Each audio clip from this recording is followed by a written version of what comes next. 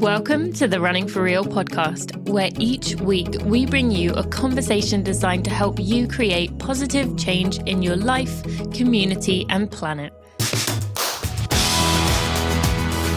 It's a collective of conversations about running, the climate emergency, and social justice.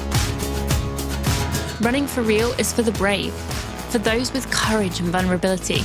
United by our love of running, we're driving momentum towards some of the really tough challenges we're facing as humanity. So come join me, Tina Muir, and let's get started.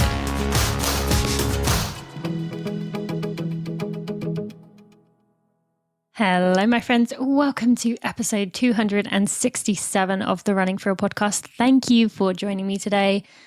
I know there are so many other podcasts you could be listening to. There are other things you could be doing. And I feel it as much as you do that there is so many things, so much trying to pull our attention in every direction. And it feels exhausting, right? I can't even keep up with a lot of the things I want to do. And so I know how much it means, or it means a lot to me, that you are here, that you are listening to this podcast and wanting to grow and be better and not just listen to shows that are going to be the same very much. It's interesting to learn from other people, but Running for Real, we're very much interested in how can we grow? How can we understand people? How can we develop our empathy? How can we think about becoming better human beings? And so I want to thank you for being here today and listening to this, joining us today for this episode. Today is a bit of a different episode in that my guest is, I want to warn you straight off the bat, there is a lot of swearing in this. One of my favorite things about my guest today is that he is totally honest, very vulnerable. And you're going to hear me talk about in the very beginning the fact that an out-of-shape, drug-addled 30-year-old alcoholic goes running for the first time is a story that we've heard before. That's a narrative we hear a lot.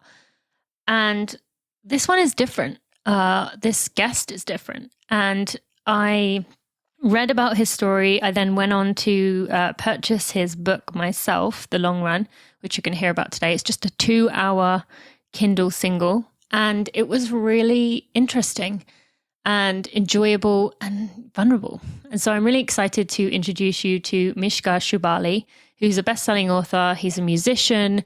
And he, as I said, has these Kindle singles, not just the one about running, but multiple other ones. You're going to hear who wrote the foreword for his collection of singles that are being released together. Will blow your mind. At least it blew mine that he managed to get this person, but it shows you how big of a deal he is. This episode is very raw, real, vulnerable, perfect for Running for Real. As I mentioned, there is a lot of swearing. We talk a lot about the deeper, darker secrets and things.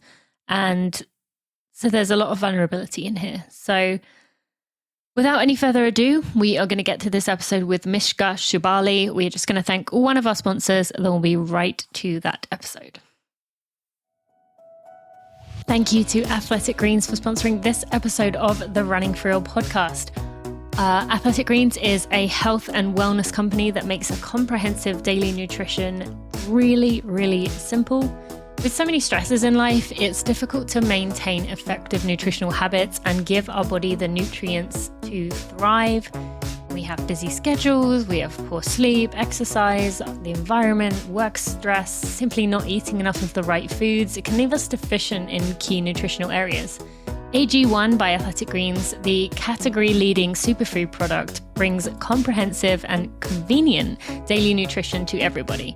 Keeping up with the research, knowing what to do, taking a bunch of pills and capsules.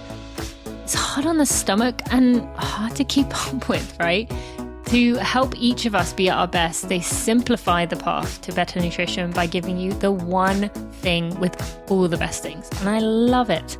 I have been using Athletic Greens for years now. It is the first thing I do when I wake up in the morning. I love starting my day knowing that one tasty scoop of AG1 contains 75 vitamins, minerals, and whole food source ingredients, including a multivitamin, multi-mineral, probiotic, green superfood blend, and in one convenient serving. It's just that one scoop. The special blend of high-quality, bioavailable ingredients in a scoop of AG1 work together to fill the nutritional gaps in your diet, support your energy, focus, aid with gut health, digestion, and support a healthy immune system, which is effectively replacing multiple pills or products with one healthy, delicious drink. And it really does taste delicious. I enjoy drinking it every morning. And as the research continues to change, so does AG1. While most nutritional products that come to market never evolve, Athletic Greens continue to obsessively improve AG1 based on the latest research. They have made 53 improvements over the last decade and counting. They invest in high quality and reputable sources of each ingredient and go above and beyond in the third-party testing to ensure their customers receive the highest quality and the best daily nutrition habits on the planet. So to make it easy, Athletic Greens is going to give you an immune-supporting, free 1-year supply of vitamin D and 5 travel packs with your first purchase if you go to athleticgreens.com/Tina. Again, simply visit athleticgreens.com/Tina to take control of your health and give AG1 a try.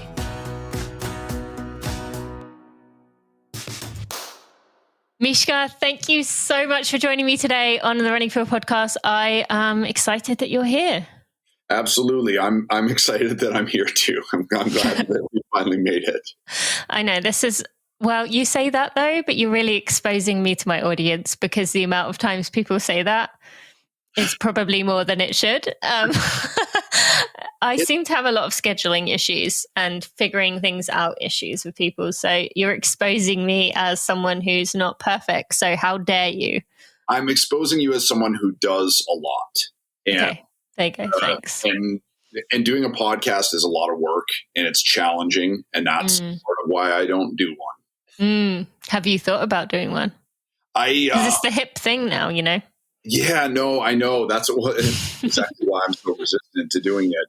I don't know. I keep toying with the idea of doing it and not doing it. I fear that if I started doing it on the regular, it would start to feel like a job. It would start to feel like work. And I wouldn't want to do that because I think in order to have a good, successful, engaging podcast, you really have to be excited for each guest. And my life has been so sort of chaotic that, how am I going to do it when I'm on tour and stuff? But recently I've been having a lot of like sort of conversations with bros about grief. And I feel like that's an interesting space because men don't usually talk a lot about like, oh, I saw a thing and it made me incredibly sad. So I feel like but also I don't know a lot of like grief aficionados, like people who are like, oh, I'm really into getting, oh God, I can't wait to talk about that. So. Yeah, but isn't that another example of, I feel like there's a lot of things though. Like, I know this is a very trivial example, but whenever I share something on social media that is something went wrong, people always love it. And it's not like they're like, oh, I can't, and maybe some people are, I can't wait for Tina to mess up because that makes me feel good. But there is something about, especially like you said, some bros, and especially I would imagine if there were white guys who would very much always put on this persona of, I've got everything under control. I don't know. I mean, I personally would, I was having a conversation with a friend yesterday about how his wife is traveling. And he was saying she calls in and he just she wants him to say that he's solo dadding it. She wants him to say, oh, it's so hard. I totally understand what you're going through. This is just really difficult. But he was like, no, I just tell her that things are going great. And I think that's a common thing for guys to do is to, not be vulnerable with it. Right? That positive attitude is going to ruin his relationship.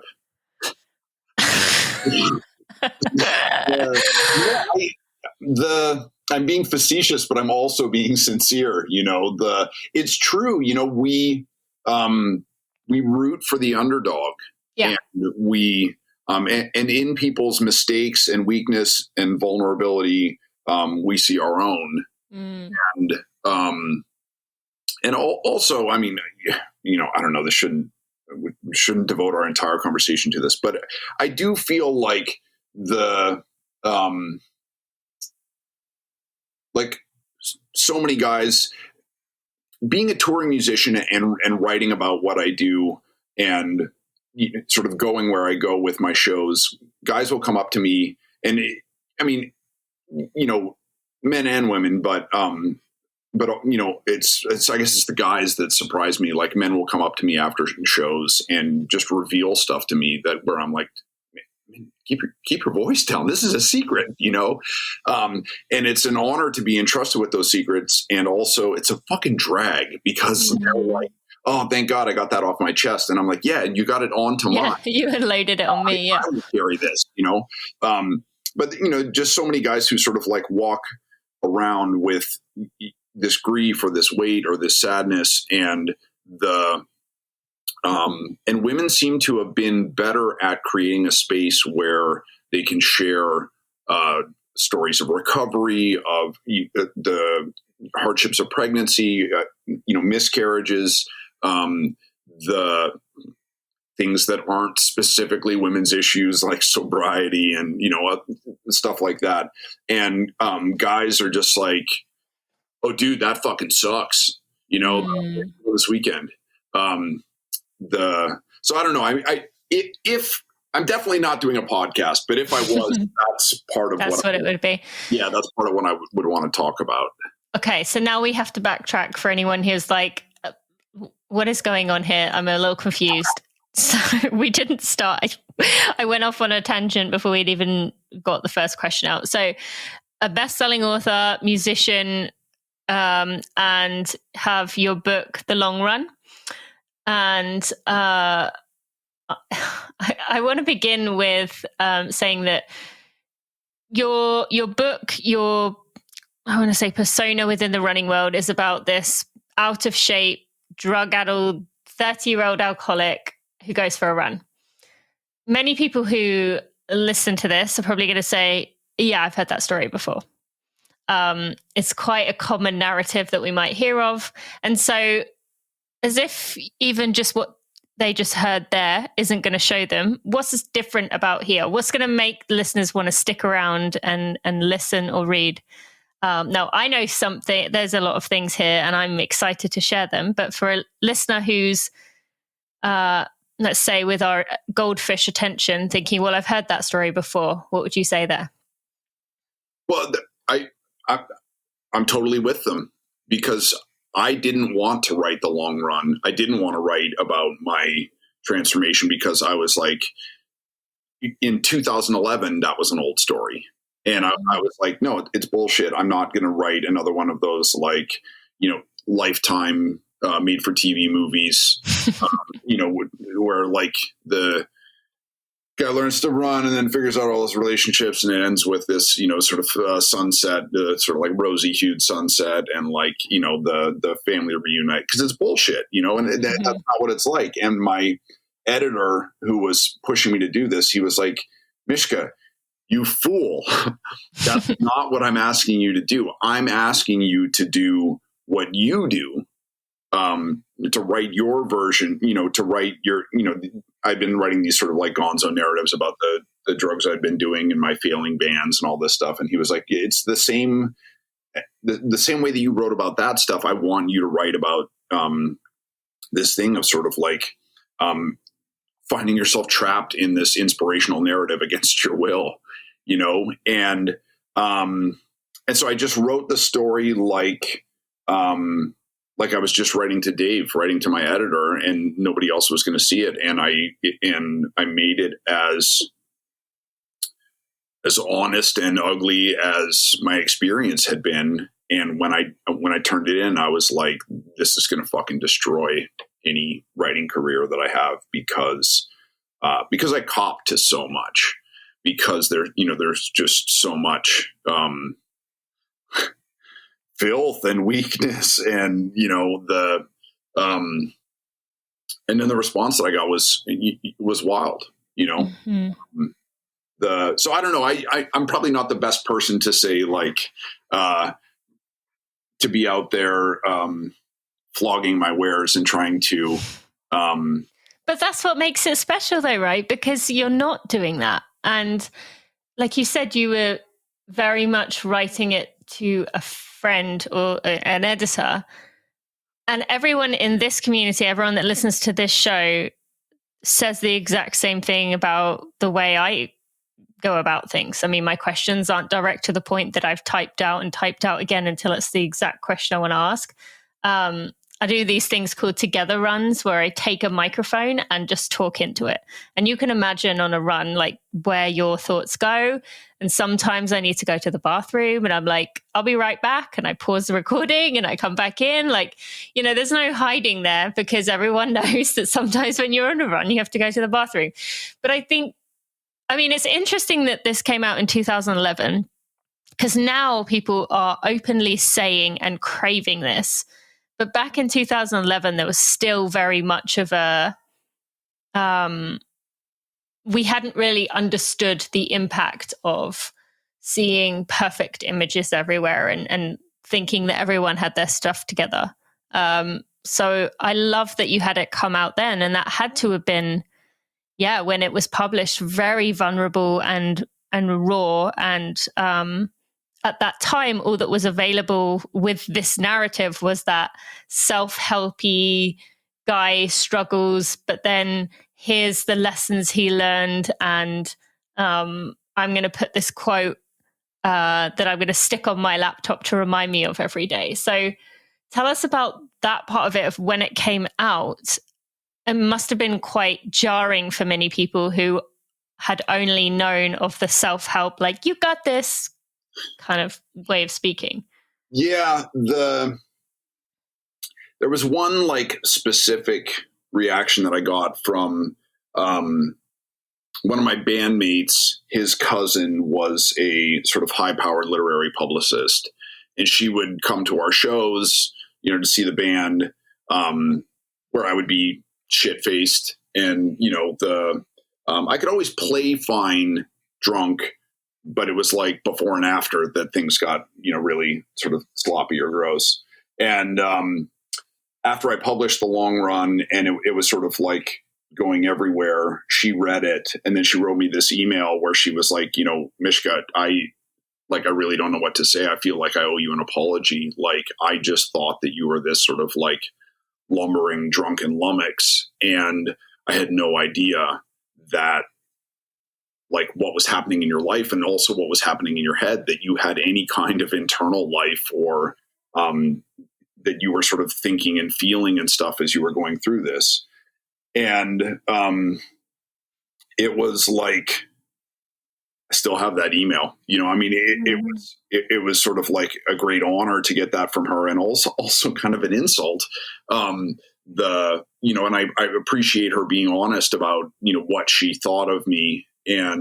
But also if she thought that I was just a dumb construction worker, that's because that's what I sent out into the world. Like I was doing everything that I could to hide who I was and that I was thinking and the ways in which I was drowning. Like, I wasn't just hiding my alcoholism. I was trying to hide or how bad it was or how scared I was. But like, I was also trying to hide any intellectual life, because I feel like I may have been more ashamed of that than anything else, because it was like, here's what I'm doing nothing with.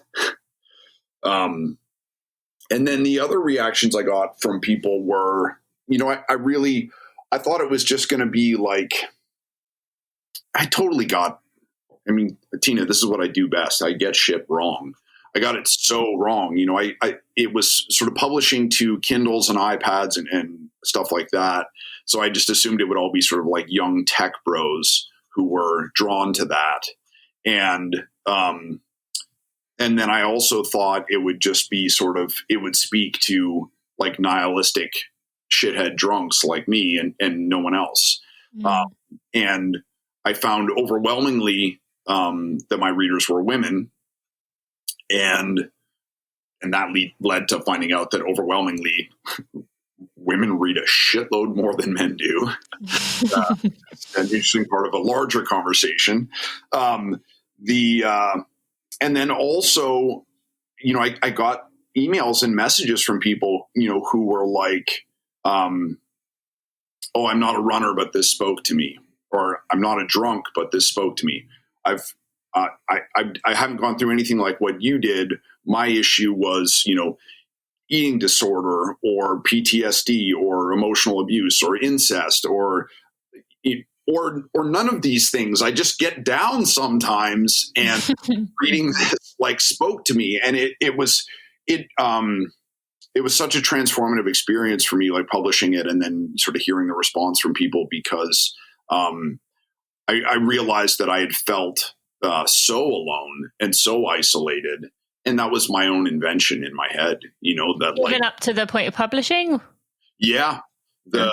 I had no idea that there were so many other people like me out there. And now when, whenever I go to a race or something, and like, not necessarily a 5K or something, but whenever you go to an ultra and looking at the starting line, it's like, what's up, you fucking degenerates? I know everybody here has some awesome, horrible secret, and that's what's driving you to run 100 miles, 50 miles, 50K, whatever it is, that we're here because we're not all there, I would love to push into that a bit more, because I actually asked your buddy Rich about this when he came on the podcast about, do you think anyone who, beyond just, like you said, the shorter distances, if you sign up for something like an ultra, or if you train for a marathon, like when I think about my days at the elite level, the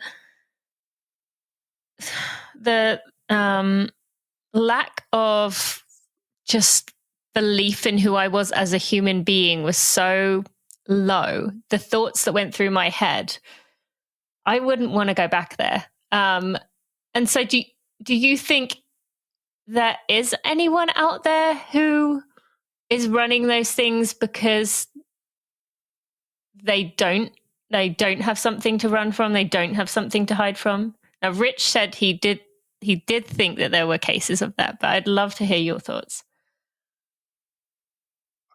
I think one of the mistakes that human beings chronically make is we take our own experience and put it onto other people. And one of the other things that we love to do is we love to swing from one end of the spectrum to the other. So I started being like, I'm the only person like this. I'm the only person with this horrible secret out here at the starting line. And then on the other end, now I'm like, oh, everybody's like me. And I think the truth is in the middle.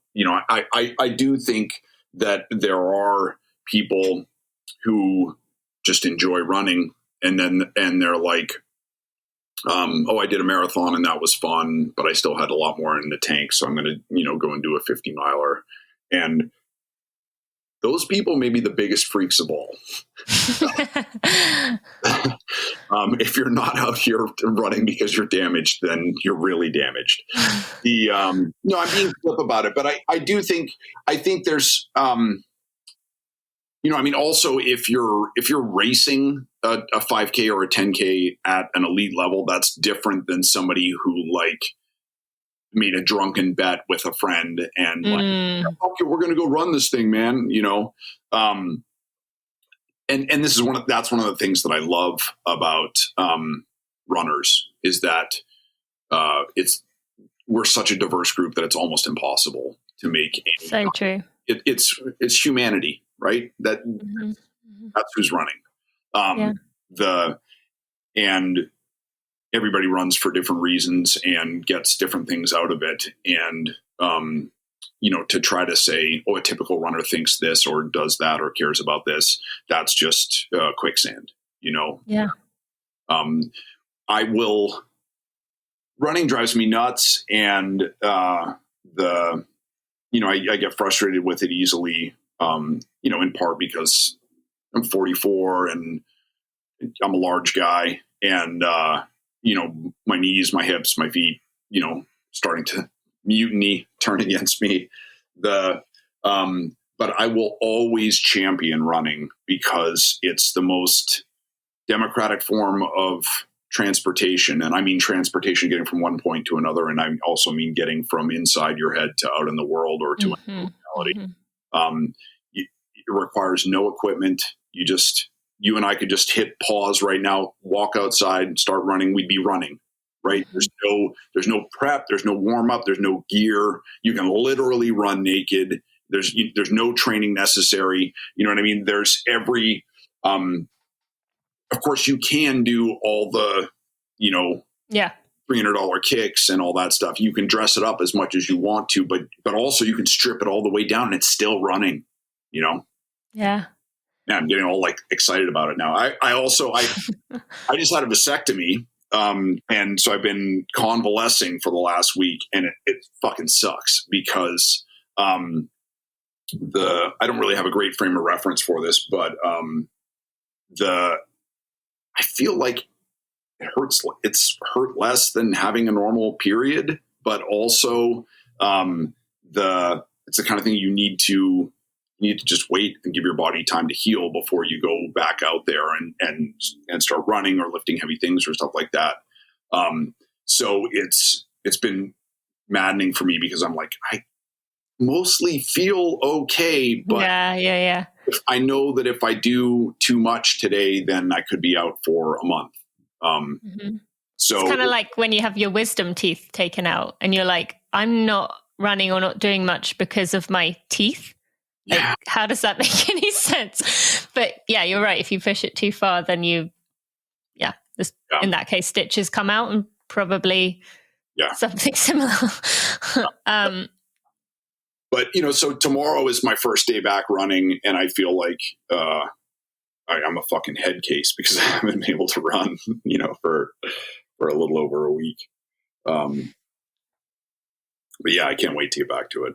Yeah. And when you look back on that now that you have gone a week and you miss running and you can't wait to get back to it, I think it's pretty clear that Mishka of before would be pretty maybe laughing or kind of just in disbelief that you would be saying something like that. But as it has been quite a long time since you wrote the book, since you went through the, getting sober, sobriety, I've heard it's always the focus of your life, but tell us about how your relationship with running has changed even from that time to where, a week away from the sport is, you miss it.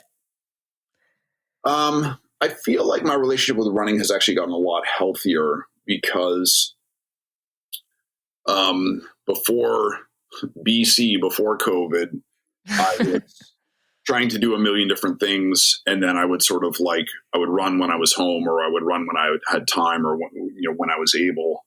And then I always felt like, okay, I'm going to pick this stupid race and then do squeeze in half the training that I should for it, and then go out and exhaust myself and hurt myself. And, and then,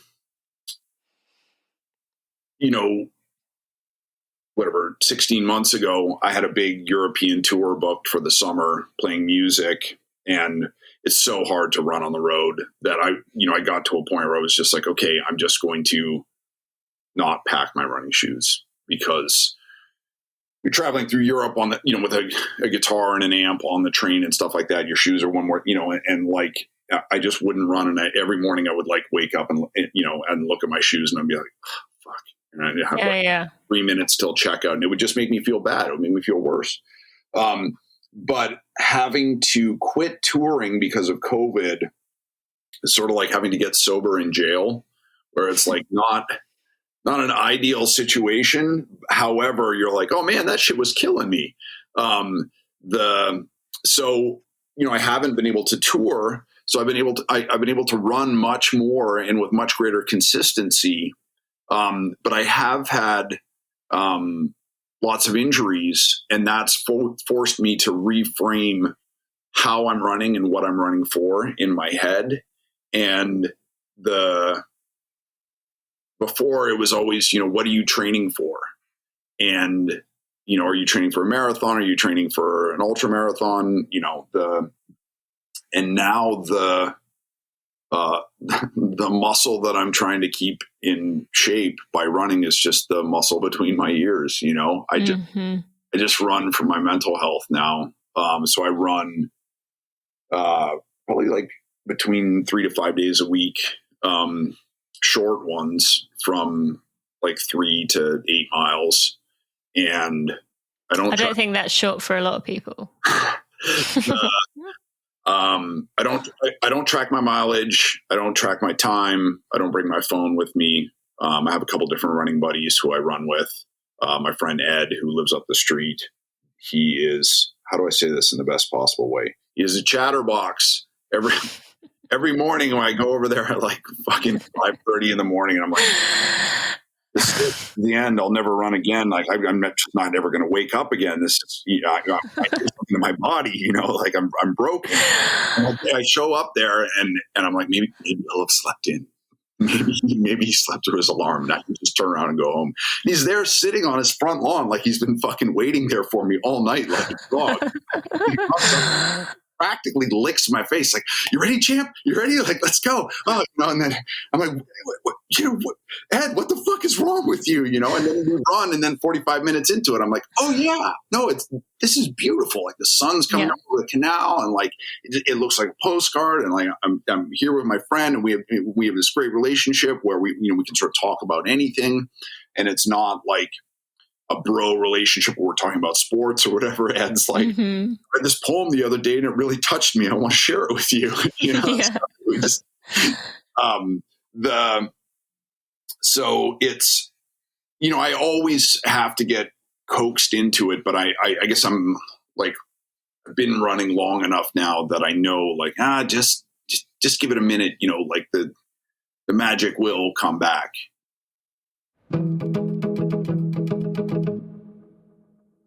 Thank you to Tracksmith for sponsoring this episode of the Running for Real podcast. Marathon season is upon us. It is almost here. I'm getting a little bit nervous, but excited as I plan to take on 2 marathons and 50K this fall. I'm actually excited. Tracksmith has these marathon jerseys, I suppose they'd be called, tanks, for men and women that are for each of the marathons. So I'm planning on wearing the Boston one and the New York City one for on top, where I will pin my bib to. These are really cool, so you definitely should check them out when you're at the Tracksmith website. But I thought maybe I'd talk about a few of the things I will definitely be wearing for races this fall, because I've been testing my nutrition, I've been testing my fueling, and I've been testing the clothing that I will be wearing. So on the bottom, I will be wearing the Lane 5 tights, which are the 5-inch short built for long distances. They have 5 pockets for fuel, which is ideal. They are really comfortable. They are soft. They're very simple, don't have all the bells and whistles of patterns and things. I like things plain. The pockets are really well placed, and they're definitely marathoner approved. For guys out there, I definitely have heard a lot of good things about the Session shorts, which is a 5-inch short cut for speed, made from a lightweight performance fabric. My husband Steve wears these and loves them, and I've seen many men wearing those and enjoying them, so you can go check those out. And I will be wearing the Alston bra on the top, which is a streamlined bra with a pocket that you can put in your keys or your phone or anything else. It offers medium impact support. I am not totally flat-chested, and I do find many bras don't work for me, but this one does. It's really comfortable, it's soft, and it is using an Inverno blend that are also used in the turnover tights. It feels good against your skin and dries really quickly. You can go find all of these things by going to tracksmith.com and using code TINA15 to get yourself $15 off your order of $75 or more. If you've been holding back, now is the time. Go check it out. This is awesome. And actually, our code will be disappearing.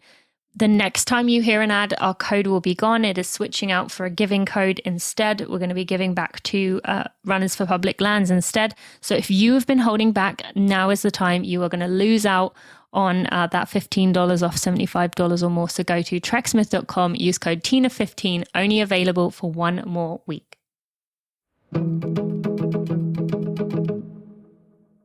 It is funny just going back to what you were saying with Ed and how he is when you arrive. I mean, we all know someone who's like that first thing in the morning. May or may not be that person myself. But it is funny if you ever, and you probably had some experiences of this even before you started running, when you just waking up in the morning and you and someone who exercises early or runs early or does something comes at you, and they've had this time to process and wake up and be with the sun, as you mentioned, and they walk into your life and they're like, hey, da-da-da-da-da, and you're just like, whoa, like back off, like give me a minute to wake up. But being the other person who's had that, energizing run or exercise or something, you just want to talk to people because it's like, I've been up for hours and I've done so much already. So it's quite funny that he is that way before, but then you probably are that way by the end. So yeah, no, I get home, I'm like, Jesus Christ, why isn't my mom awake yet? It's fucking 7 a.m. She's only 74. Like, woman, are you going to waste your life to death? I wake up. Talk to you about. Yes, exactly. Yeah. I love it. So then how do you take what you've learned this time for when tours are back again? Because surely you've learned a similar lesson, or have you never had a chance like that where things have been shut down and stopped like that? How are you going to keep that up and not be staring longingly at your shoes? I may just not go back to touring, or that's one option. I may not go back to it the way that I did it, where that was my sort of like primary occupation. I may be old enough and tired enough and successful enough that I can do, 2 18-day runs a year, and that's it. Do one in the spring and one in the fall, or do a big 45-day tour of, the UK and Europe in the summertime, and then the fucking US can rot. I'll just be an international touring artist. And but also one of the things I've always struggled with in my life is the question of faith. And people are like, oh, you don't believe in God. And even the way they phrase that question, it's like, well, God is clearly real, but you don't believe in him or in it. And I think that's bullshit. We talk about all kinds of privilege, and we're sort of outing it and accepting it. There is a very much a theistic privilege, that assume that believing in God is a good thing or a necessary thing, or that God exists. I've never been curious about it. I really, the only thing I've been curious about is like, how do you guys go in on that? Like, how do people subscribe to that fantasy? However, some of my favorite people in the world, some of the people I love the most, have an intimate relationship with, and not just with like spirituality or the universe or the divine, but capital G God, white dude with a long flowing, a lot of my family is like hardcore Catholic. And I'm like, how do I wrap my head around this? How do I explain this to myself? And the closest analogy that I can get, or that I've been able to find to explain a relationship with God, is my relationship with running. That I know that running is always there. It exists constantly, whether I'm there in it participating or not. It feels unconditional love for me, especially when I don't want it, and that it will always be there for me. It will always be available to me, that I can tap into it whenever I need it, if ever I need it. Running it's limitless, it's boundless. That's so true. And so I don't know. That is the hippiest thing that I will say on this podcast. Yeah, that's very profound. And I actually go on. That was the only way that I've been able to explain to myself like what a relationship with a meaningful relationship with spirituality or the universe, or whatever might look like. And also sort of doing that mental footwork, really made me realize that, oh man, running's cool. It's so cool. It's super cool. You know, it's sort of like air, you know, that it's everywhere. It's all around us. And we don't see it because it's all around us, not because it's not there, you know? Wow. Yes. You're getting very deep with this. A few things. One, I'm curious if you noticed a difference in Europe and the UK in terms of that, because it shocked me when I arrived over here and people would ask me about my religious faith. People would bring it up in conversations all the time. People would say things that honestly made me really uncomfortable, and still do sometimes. And it honestly freaked me out with how much it was a part of daily life in terms of just conversation.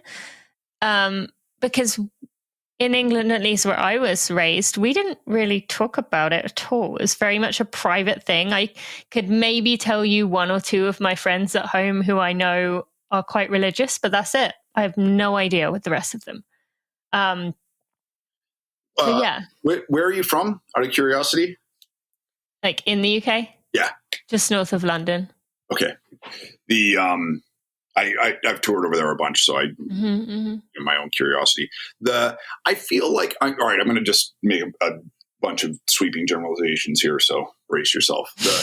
Well, I think I just did the same. I feel like the way Americans, perceive the UK, it's all these sort of like negative, outdated stereotypes of like,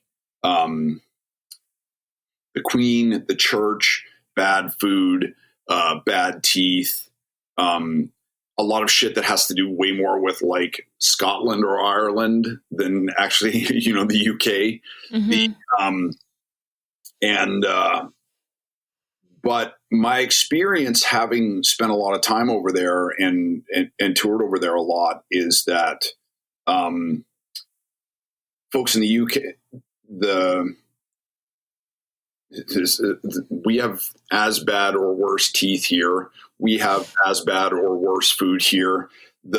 I feel like one of the things that there isn't America has this problem with intellectualism, where there is this current that, runs through it, in the same way that, I say running is like air. There's this other thing that's like air here, which is like, well, just because you worked your ass off and went to school and got an education doesn't mean you're better than us. And it's like, well, okay.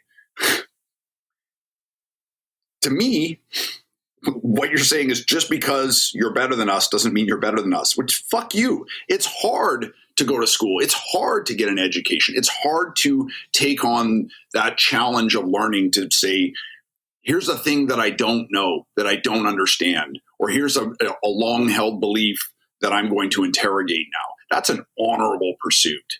And I will fight to my dying breath to say that people who take on the burden of educating themselves through any means, it doesn't need to be university, but it needs to be something where you interrogate your own beliefs, that's an honorable pursuit, and that it does make you a better human being. In the UK, there is a deep investment in public education, in logic, in rational thinking. I feel like the average punter in the UK is wildly smarter than, the average person on the street in the US. To hang out before and after shows and talk to people, they're not just quoting Chaucer at me. They're quoting like Noam Chomsky and Hunter Thompson. And it's like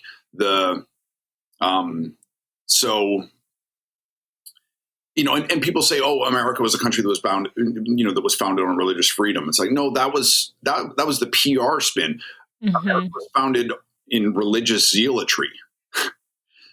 Puritans were not particularly free thinking. It was a religious cult, and so America now is this. It's a puritanical country that feels tremendous guilt and tremendous shame about. Does it feel guilt and shame? Well, about our primary export of sex. Okay. And we feel only pride about our other primary export of guns and violence. So it's, I don't know, I love this dumb cowboy country. It's sort of like your racist grandpa, that like you grew up with him and you love him and he loves you and he's done so many like kind and wonderful things for you. And then also when he opens his mouth, you're like, oh, no, don't say that. Don't say that. Or don't remind me that you've said that before. I'm Canadian. So I'm an American citizen now as well, but I don't perceive America to be normal. I perceive it to be American. And I do love it here. I live in Arizona, which is like, at least Florida has beaches. Arizona is a fucking savage place. You can just have anything here, any gun, walk around with it. It's a wild place. Yeah. But, I do have an enduring affection for the UK, and I think part of it has to do with, just a deeper investment in public education, but also in thinking and in sort of like rational secular thought. I have seen some, you said about blanket statement, and I definitely have seen, maybe the UK moving a little bit more towards America in some ways of the attitude right now. However, yeah, I like you, I very much agree that we should all be always striving to learn and grow. And I'm really glad you clarified that didn't just mean university, because obviously there's the massive privilege side of things that we really need to figure out underneath. But you're right that the age that we live in, it is possible to continuously be educating yourself and surrounding yourself with people who are going to help you along that journey in some form. Now, before we get back to running again, there's one more question related to this that I'd love to ask you on that note.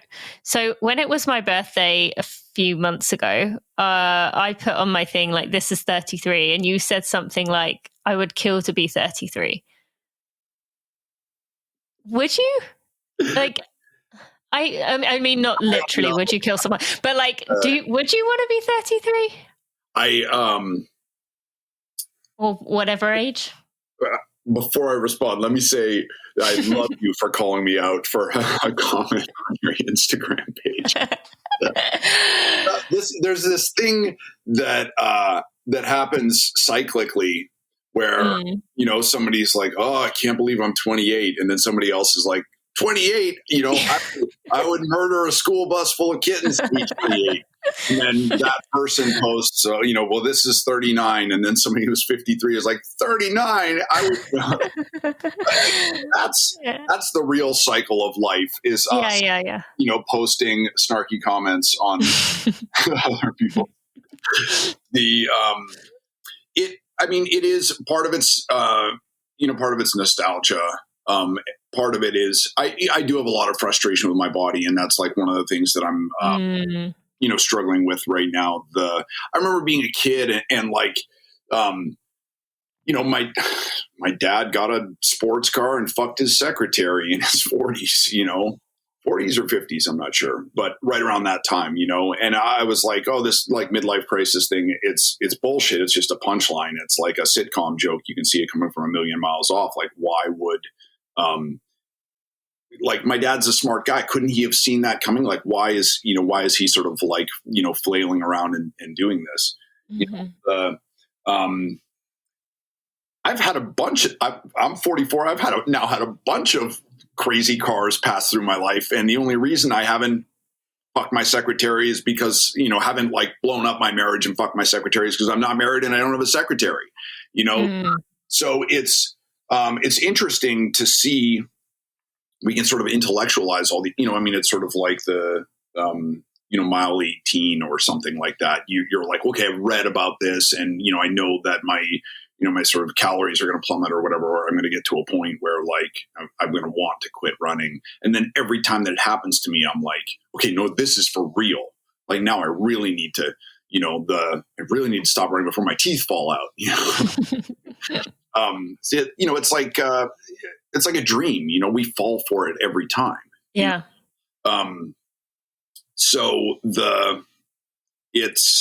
I do spend more time than absolutely necessary thinking about what it would be like to be younger. I'm losing my hair. That sucks. And then also to admit that I care about that means that I care more about my vanity and my physical appearance than I'm comfortable admitting.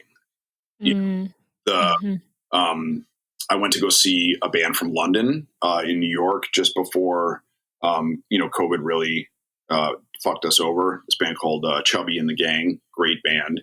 And my one of my closest friends and I went, and we were psyched, cool band. We walked in and everybody was like, "Who's the cops?" And we were just like, "Fuck," and he and I have been going to shows together for 25 years, and then all of a sudden, like now we're the creeps, we're the narcs, that is the cycle of life, is that if you're successful, you'll live long enough to turn into the creepy old dude at the rock, So I don't know. I guess that was a little tongue in cheek to you of the. You wait. Yeah. Okay. It gets worse. Okay, we'll have to make. Thank you for calling me out on that, because it's totally true. You and I are both right now the youngest we will ever be. Yeah. And what we should be doing is the hardest thing to do, which is to say, man, I feel fucking great. Go out and run, or I'm going to do whatever, or not even run. I'm just going to feel good with being the youngest now that I am, or that so true. So true. No, I think that's a great point.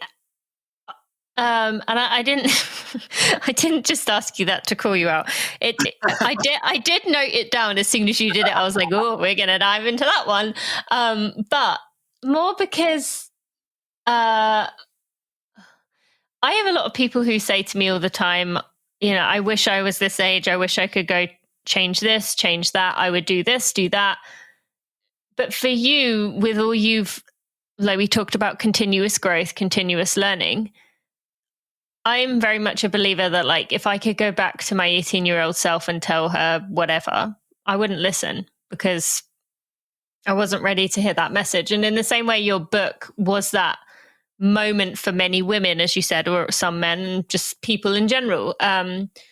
If you could go back to 33, would you want to take away all that you've learned about the world? Like, would that be a worthwhile sacrifice to lose all that? I mean, that's the thing about all these hypotheticals, that's, I think that's why Joe Rogan is such a dangerous idiot. Because we can't go back. We can't go back and bring back the wisdom that we've acquired. We can't go back and leave the wisdom that we've acquired. In fact, I have a nephew who's 19, and I do everything that I can to imbue in him the wisdom that I wish that I'd had at 19. I can't even do that. Just being 19 and like, awesome kid, but like, still sort of, he has to make his own mistakes. Each of us on our own, we have somebody tell us, don't touch the stove's hot. And then we have to touch it, and that's part of like human development. I think that, and I say this as somebody who, especially this year, I have spent so much fucking time thinking about time travel, multiverses, alternate realities, body swapping, and all this crazy shit. Because I've had a rough year, and there's nothing to be learned there. It's evasion. Mm-hmm. And what I really need to be thinking about is, how do I live the life that I have? Because, how do I make my 44-year-old body as young as possible? How do I make it do, what it needs to do? And in this instance, it's investing in my body, which means eating better food, not eating bad food, the shit like stretching and dry needling and stuff like that. Also, from growing up without a lot of money and then having even less money, and also having sort of a low self-opinion, I have such it feels like this affluent privilege to go and pay for dry needling or something like that. Mm-hmm. But the truth is, everything in my life is replaceable except for my body.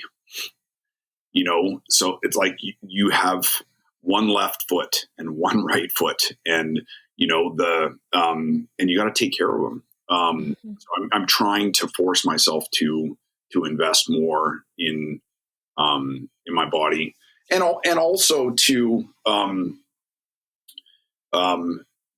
not to look at 33-year-old runners and be like, girl, I wish I had your metabolism.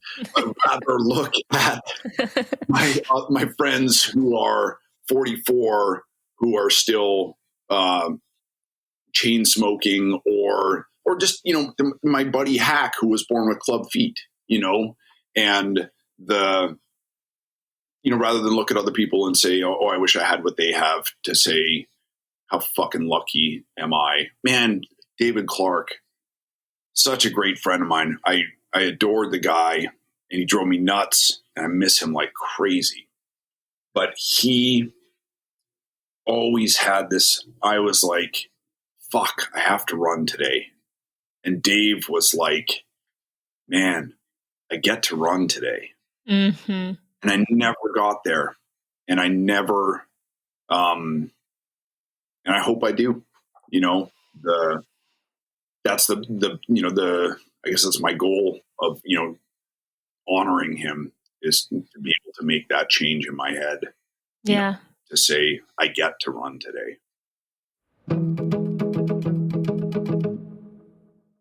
Thank you to Picky Bars for supporting this episode of the Running for Real podcast. I've been talking about Picky Bars for months now. I have many of their t-shirts, which I've purchased myself because I love promoting the brand, finding ways to get out there.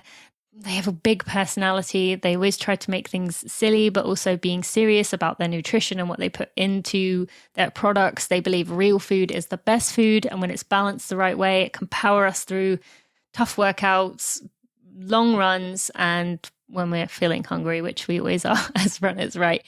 They have plenty of options that you can go check out. We had the Hit Chip Chip Hooray pancakes this morning. I made them for my family. We actually dumped the whole bag into a bowl, mixed it with some milk, and cooked the whole batch up. I like doing that because then I don't have to get the pan dirty multiple times and just put them in the freezer. You can also check out their granola. I have it most days of the week. The PB&J all day is my favorite. They have little pop-up cups of the performance oatmeal, by the way, that you can take if you are traveling or if you're going to take to a race. And of course, they have their bars, which are very popular. The Need for Seed, our fudge nuts, and mint condition are some of my favorite flavors, but there's plenty to choose from. And you can get 20% off your order when you go to pickybars.com/Tina. When you sign up for the Picky Club, which we pay for and get at my house, you will get massive discounts on their products. In addition to the 20% off you will get if you go to pickybars.com/Tina. And you will get that 20% off, the additional bonus, additional discounts, and you get to try lots of new samples and things that they have coming up. So it's a really good deal. I use multiple Picky Bar items every day and absolutely love it. So you can go to pickybars.com/Tina to go check it out.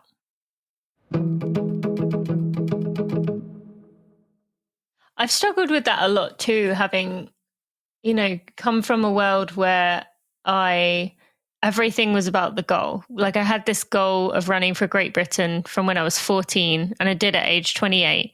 So for that entire time, everything was about that goal. It was very much like, it wasn't I get to run. It was I need to do this. I need to do whatever I need to do this. And I did it. And then I thought maybe then I would think, oh, I get to run. And you hear people say that, right? It's countless the amount of people I've heard say, oh, you got to look at it as get to run. But it's one thing to say that and understand what that means as a concept, but still take it and put it into action. Like you, I run at 5:30 in the morning, and every morning I'm like, oh, I just skip today. I just want to go back to sleep. And, and then I thought when I came back from having my children where, now I've got this reality check of like, I've got these beautiful kids who don't care if I run or not. This is for me. This is for me. And it is, but I still struggle to get out the door sometimes. And I often think about taking days off or why am I doing this? So like you, I hope someday I get there. And I keep thinking that I get to these next stages in life, it's going to come. But I so far haven't managed it either. So I'll be following along with you to see. It's funny, I just want to interview you about your experience because, listening to you talk about this, I can't fathom, being a kid and wanting to run for my country, listening to you and Malcolm Gladwell, talk about, elite runners and racing and stuff like that. That's so far out of my mind. I don't think I've ever, I played soccer a ton when I was a kid. And I think I scored 2 goals in like 10 years of playing, never hit a home run. I've never won a game. I don't think I've ever like come in first. I always had that, I wanted to compete. I wanted to be competitive, but I didn't have like the drive or the focus or just, I always have this nightmare where I'm like trying to run or my body just won't move, Oh, I still have that nightmare too. So I don't know. Your life is tremendously fascinating to me because it's so hard for me to understand it. I feel like we do have stuff. Through running, we have this connection. It's like we are both sort of like faithful pilgrims. On this road, the road to running. But your life has been so wildly. Different from my own. I feel like we need to do some kind of challenge where I need to like try to get you to skip one of those morning runs. Would you be able to forgive yourself if you? Do you know, that is one thing I can actually. Like this past weekend, my flight was cancelled. I was at the airport. That textbook situation where you're sitting there and then they're like, I'm sorry, your flight has been cancelled. Can't get you out there till tomorrow at 7. Like, great. But that next morning I managed to just switch airlines, go a different airline, leave at 6. So I skipped that day and I'd already skipped the day before. And so I actually don't have a problem with taking a day off, but I do have a problem. And I used to have really bad insomnia when I was an elite athlete. Like it didn't matter if I'd run 20 miles or, not run at all. I just could not switch my brain off. So I do have lingering effects of that in the morning that once I wake up, it's kind of this back and forth of like, oh, I don't want to do this. come on, get up. This is special time. I don't want to do this. Come on, you got to get up. This is the only time you're going to have in the day for yourself. I don't want to get up. So I still am doing this, but I will occasionally, I would say once every 2 weeks, I probably have a time where I'm like, you know what, give me the extra 30 minutes until my kids wake up. I'm just gonna lay here. So, but you can think of a harder challenge. I'm all about challenges, and I'm going to tell you off air about an interesting one that I have coming that you're going to really get a kick out of, but I can't say anything now. I have, I just had somebody else challenge me to do one, and I'm terrified about it. I'll tell you about that, but let me interrogate you a little bit more. Okay, go for it. When you run, do you run with your phone? Do you run with headphones? Do you clock your pace, your mileage, all that stuff? Used to religiously clock everything and watch everything. Don't look at my pace. I might occasionally, like if I've done a hard run, I might look afterwards and be like, that's interesting, but that's it. Mileage, kind of loosely pay attention that it's not going from like 30 to 60 in 1 week, but otherwise, no. I do carry my phone. Interestingly, when I ran at the elite level, I didn't really listen to music other than if I'd had a race and then I was running the day after and my legs felt dead.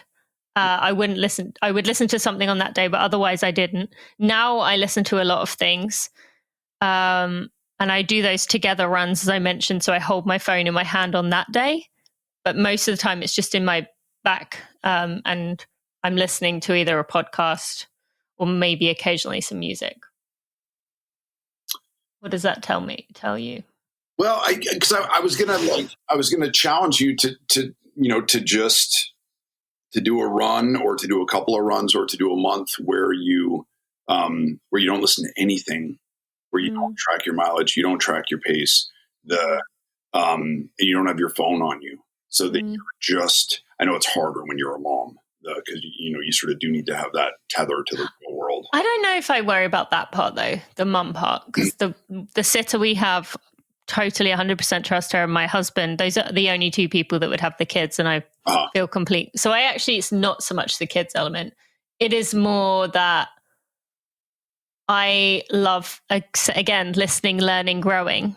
So that time is the only time in my current day that I have to listen, learn, and grow. Yep. But I do think it's an interesting point. And one I could make. I'm always doing three things at once. So don't get me wrong. I'm not. This is not oh, you should do what I do. I should do what I say. Maybe this is your challenge then. But most of my writing has happened not while I had a pen in my hand or while I was sitting at the computer, but while I was running. Yes. No phone, with no music, with no company, with nobody to talk to. And because there is a thing that happens where your body is occupied. So that sort of like go, go, go part of you, that's like, I need to be doing something. I need to be accomplishing something. Carpe diem. I only have X. You are doing a thing. You're doing a job. You're being a good boy or a good girl. You're like, and then you're, one of the things that we've lost with smartphones and the internet and sort of like being constantly connected is like the art of being bored. Mm-hmm. I remember being a kid and just being like fucking devastated with boredom for long stretches of time, and I think that's a lot of where my writing came from. So, maybe it's a challenge for you and I to both sort of go out there and just let your legs do what they want to do, whatever they want to do, as long and as hard as or short and fast or whatever, and then just let your mind wander. Mm-hmm. I will agree with you. Every time I don't take it with me, my phone or my headphones or whatever, I always turn the corner of my street and I've got these ideas for like big picture things, or maybe I figured out a problem. Every time I'm like, why don't you do this more? So I think that definitely is something I would be prepared to take up your challenge. It's like moving meditation, you know. I mean, I and if you look at the, you know, some of the most serious, some of the most prolific writers, they're all, if they're not all massive runners, they're massive walkers. Mm-hmm. And there is something to that. There have been so many times where I've come in from a run where I'm like, oh man, I really need to call my sister. I owe her an apology. Yeah. Or I need to forgive this person. Or I know where this story goes from here. Or I need to grab my phone and sing this line into it because I came up with a line or I came up with a melody or something like that. You know, I need to do that as well. Okay. Well, we'll figure out a challenge. And by the time this comes out, the listeners can hear it. So you mentioned it probably about 5-10 minutes ago, and it was actually something that I noted that I wanted to mention, that you and I, obviously, as you said, we have that shared connection as the running, but we're very much coming at this point in life from different ends of things. In your book, The Long Run, you talked about coming out of this stage, should we say, of drinking, drugs, just treating yourself horribly. And you mentioned now feeling that frustration with your body, but back then you had essentially a perfect bill of health. Like, you skated through this period like unscathed. Your body was healthy and happy. And you mentioned during that time that you felt like, what have I done with my life? I have done nothing. I haven't, have nothing to show for it. And I very much, when I hit my kind of crisis point, while I had gone through a stage of drinking with friends, always kept myself reserved because of my running. I'd always done everything I needed to. I was a good girl who followed the rules and committed myself so much that everything was planned out and very much we were coming at this from two different ends of things. And I kept doing more and more and more, and none of it was enough. And even to this day now, I was having a conversation this past weekend about the fact that I really struggle with everything I do. I'm like, well, that still wasn't that big. There's more there. So I'd love, and you have been successful, so it's not to say that, but at that point, you were very much like, what have I done with my life? And I was like, well, I've done everything. What am I doing with my life? And so I would love for you to talk to that in terms of just the way you're viewing things. Yeah, from a physical perspective, that you kind of wasted that perfect bill of health that you had there, even after the way you treated your body. But then now seeing things, if you had you've had the success, but now your body has flipped and your body is the part that's struggling. So sorry, that was really long-winded. I'm going to do my best to try to respond to that paragraph. That didn't really make any sense. I think I get it. Yeah. There's a thing that happens in our minds where we separate the possible from the impossible. Uh-huh. And the things that are possible are it's like doing the laundry. Like, who cares? You don't get a fucking gold star for doing the laundry. But as soon as you run a marathon or run a sub-4 marathon or sub-3 or whatever or a 50 mile or whatever, then it just moves from the category of the impossible to the possible. And then we write it off. We forget about it. Mm-hmm. Oh, fuck, just another 50 miler, whatever. So there is something that needs to change just in our brains we need to be able to arrive at some point. It does need to be enough. Mm-hmm. One of the things that I've struggled to do now is, and we talked about this a little bit, like sort of, before the show and whatnot, that with people who just seem to be sort of like relentlessly or neurotically like building their empire, and like, for what, or people who start charitable foundations with their name in it, that then the charitable foundation lasts as long as that person is involved and then disappears, and mm-hmm. they're just building a monument to themselves, or it's just about sort of ego and us, sort of shoring it's ego through altruism of, sort of like shoring ourselves up or something. So the, people are like, what's the next big thing you're going to do? And I'm trying not to do big things anymore. I'm trying to do a series of little things. I got this cat, and she's like broken. She has a brain defect where her brainstem didn't form fully. The condition is called cerebellar hypoplasia, and so she's gotten a lot better in the time that I've had her, but she couldn't get up on the couch. She couldn't get up on the bed. She couldn't manage to keep her ass in the litter box. She would sort of get sick and just wouldn't be able to stand up, or so early on when I got her, and then all through the pandemic, so much of my life was just focused on her and I couldn't control anything else in the world or in my environment, but I could make sure that Elsie had a good day, that she was happy, that she was engaged, she smiles. She has the cutest little smile. She loves yogurt, and she's not a super cuddly cat, but she'll let me hold her on her back like a baby and then feed her yogurt. I've seen the video of you doing that. I can't remember what it was for. The most rewarding things I do in my life,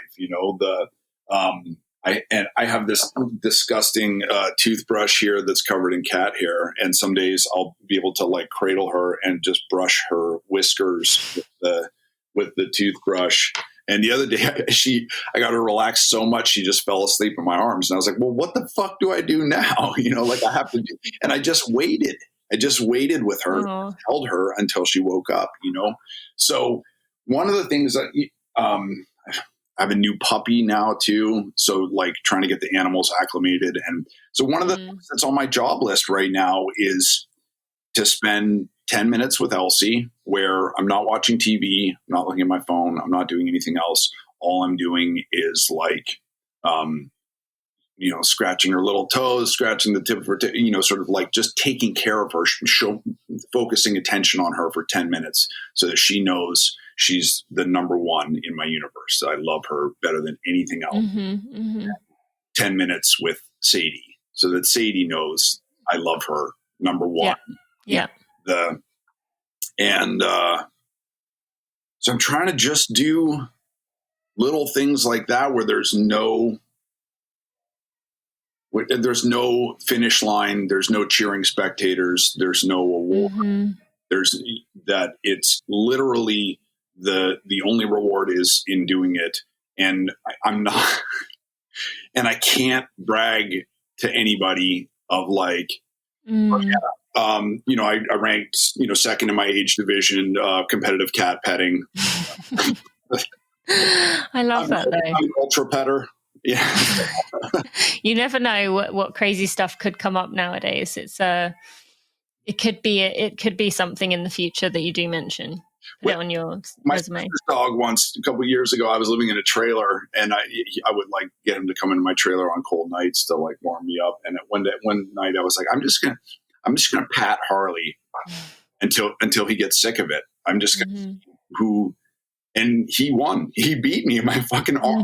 My arm's gonna fall. It's been 45 minutes. I've just been patting this dog, and he's not irritated at all. He's just so. I'm trying to do smaller things like that and take satisfaction in things where I don't get public accolades. Yeah. That's good.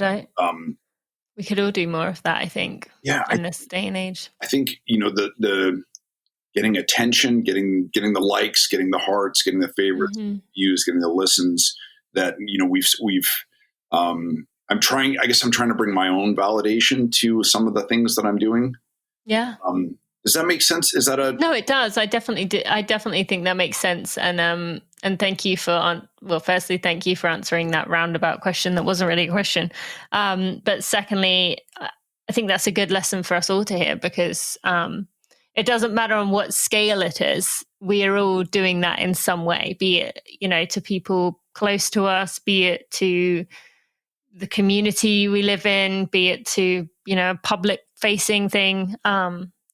So I actually really think there's a lot in that, even just, going to a beach and just being on the beach rather than like, I'm going to be on the beach and get a strategic photo of me being on the beach. Like, I think there is a lesson in there that we can all take. So thank you for, that is a good Aesop Rock song that I've got to send to you. It's called No Regrets. And it's about this young woman, Lucy, who's, she loves to draw. And, so, she gets her chalks out and sort of like draws on the sidewalk and stuff like that. And then goes through her life, and she's just sort of like committed to drawing, to painting, to creating.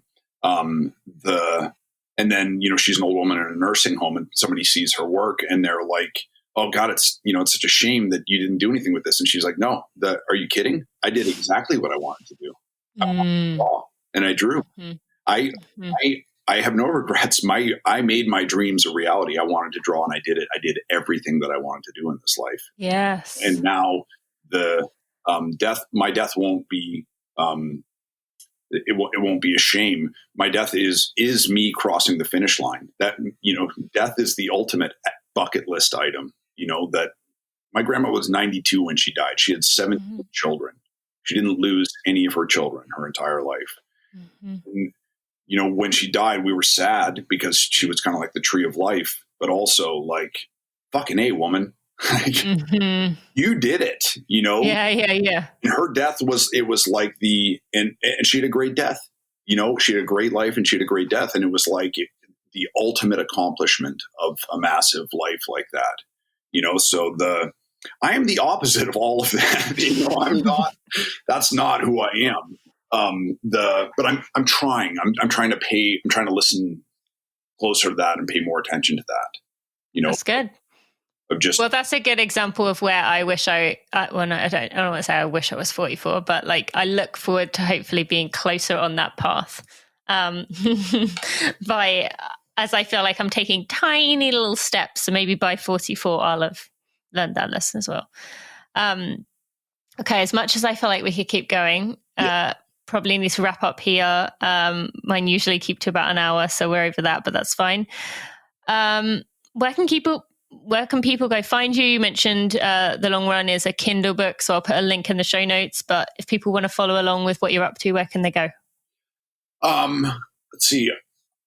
Having said I'm not going to do any more big projects, I'm doing a couple big projects. I'm self-publishing a collection of all my 7 best-selling Kindle singles. Awesome. With a foreword by Jeff Bezos, which is so weird. What? Yeah, I mean, it's beautiful. Wow. Yeah, he really wrote this beautiful foreword and introduction. So he's read everyone? I don't know that he's read everyone. I didn't send a fact checker, but what he wrote is just so beautiful and incredibly human and incredibly touching. I mean, the way that I got him to write, I just emailed him randomly one day. His email is Jeff@Amazon. No, it's not. It is. And everybody, and it's just been out there forever. And I came in from a run and I did what I did, I don't know, 15 miles. And I was feeling good about it. And my last story had just gone to number 1 while I was out there running. So I came about that. And I was like, fuck it. The Michael Jordan quote about, you miss 100% of the shots you don't take. Yes. So I just emailed him and I was like, hey, would you be willing to, write a foreword for this? And he wrote back in like 45 minutes. Was like, big fan. Yeah, I'd love to. I was like, wow, that's amazing. He doesn't respond to my emails so quickly, So he wrote the foreword.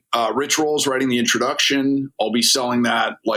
I just crowdfunded it. I'll be selling that directly through my website. I'm doing a new record, hopefully in the spring. with one of my few remaining musical heroes, Mark Lanigan. I think we're going to be recording it in County Kerry in Ireland. They sound like some rather large projects. Yeah, I know, right? I'm just full of shit.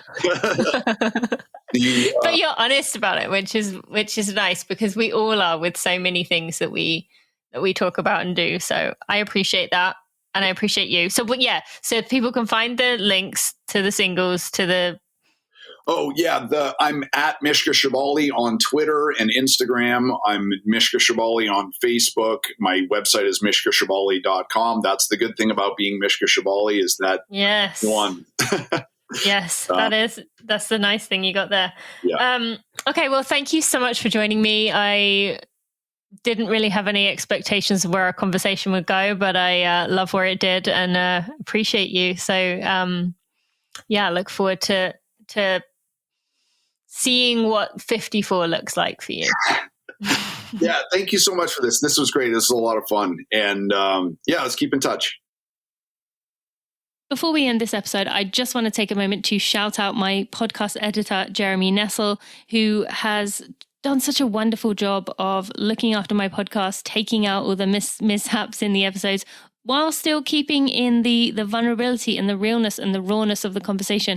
This is not one of those podcasts where I take out the ums and the ers and the sometimes the delay in words, because I think it's very important to keep that authenticity. We're surrounded by perfected and manicured everything, and I think it's really important that Running for Real stays that way. So thank you to Jeremy for your work. I also want to thank Maria Vargas and Amber Moore, who are also part of my team. They've been a big part of this community and me being able to build this brand. So just want to give them a shout out too. All right, let's get right back to the end of this episode. It is very rare that we come across someone who is as honest as Mishka. I really am enjoying getting to know him and learning from him. And he's someone that typically from maybe 10 years ago, I wouldn't have known or given the time to get to know. Being judgmental as I was back then, I would have very much just put him in a hole of or in a box of what I thought about his story. And I love that now I'm giving the opportunity to get to know people and just love them for who they are. I really have enjoyed getting to know Mishka, and I hope you enjoyed that episode too. You should go check out his book, The Long Run, or get the whole set. I mean, how amazing is that about Jeff Bezos? Crazy, right? We are just going to take a moment to thank, I'll tell you a little bit more about our sponsors for today. You can find links to the sponsors' information as well as everything else Mishka and I talked about by going to runningforreal.com/episode 267. And I want to thank our sponsors, which are Athletic Greens, 75 whole food sourced ingredients, the antioxidant equivalent of 12 servings of fruits and vegetables. You can go to athleticgreens.com/Tina to go get yourself some. I want to thank Tracksmith for sponsoring this episode. You can get $15 off your order of $75 or more with code TINA15. And thank you to Picky Bars. You can get 20% off your order at pickybars.com/Tina. And go sign up for the Picky Club. I am loving it. I love all their bars, Need for Seed, our fudge nuts, mint condition. I'm eating those bars like crazy. I have the Picky oatmeal before I do my long runs, and it's really fueling me well and keeping my stomach happy. So go check out the Picky Club. Thank you so much for listening, my friends. I will see you for another Together Run next week and another Running for Real regular episode next Friday. See you then.